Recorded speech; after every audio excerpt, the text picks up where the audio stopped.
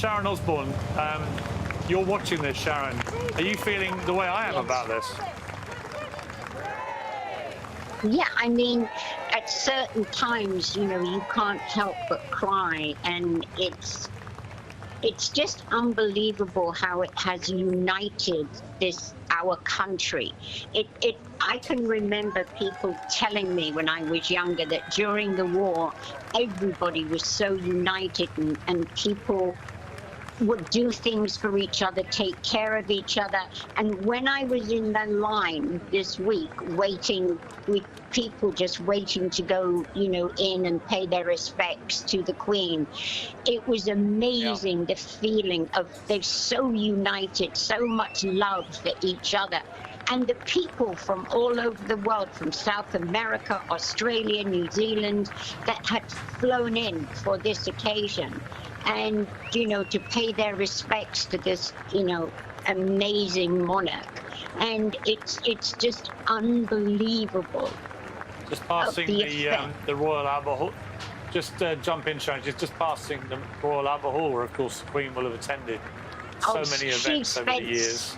So many nights there, so many nights at the Royal Box. Tell us more about that. What is the Royal Albert Hall was obviously named after King Albert, but she, sorry, Albert, the King Regent, wasn't he, of course, to Victoria, but the Albert Hall is probably the kind of epicenter of royal concerts in this country. And it's music. somewhere where all the greatest musicians have played. Oh, and music, right? And it's inside. Inside, it's never been touched, and it's magnificent inside. Everything is red velvet and gold, and it's just the most amazing place to listen to music.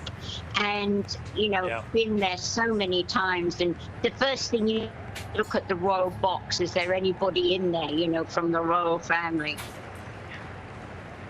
Yeah, it's a beautiful place, and it's very in keeping with all things royal, but the Queen loved going there. It's where she loved to go in the Royal Box for her favourite musicians, classical and otherwise, and listen to the performances there, of course.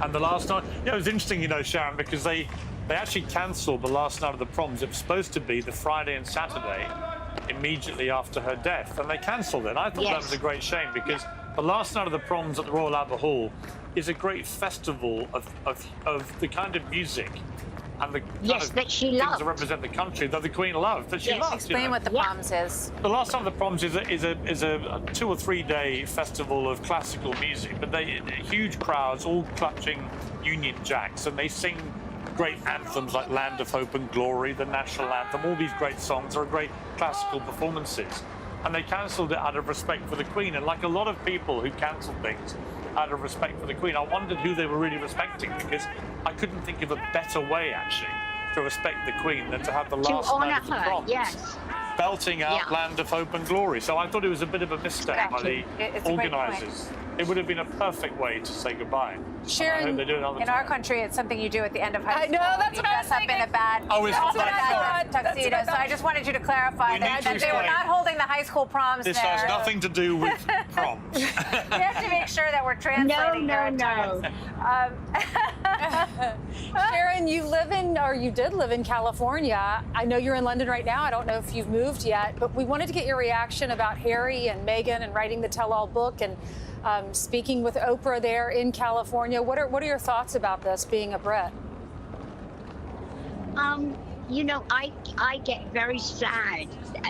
Part of this, my sadness, is looking at Harry looking so sad and really being where he belongs with the rest of the royal family, and he sort of made himself the black sheep. And for me, it's heartbreaking, because he belongs, you know, he belongs beside his brother, and the country adored him, and they did Meghan too. And I just don't know how you give up your country for celebrity.